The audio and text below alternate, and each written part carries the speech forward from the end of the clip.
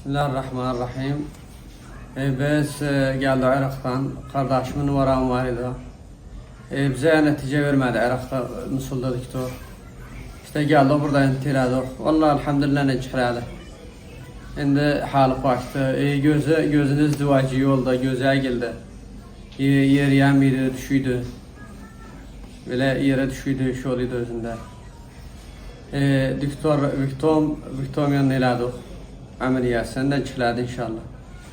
İşte biz kalıpta hayırlı yakında çıkar inşallah. Allah pek doktorda muamelelerlik baktı.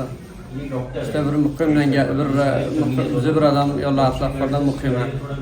Buradan mukim hindiydi. Pek adamlar. Allah necat inşallah şeysi ameliyatından çıkıldı. Bas işte kaldı Irak. Telde ne de tecrübe verirler bize. Eşya vururlar göre kimyavi verirler. İşte Irak'tan netice vermediler. İşleri mazbuttu.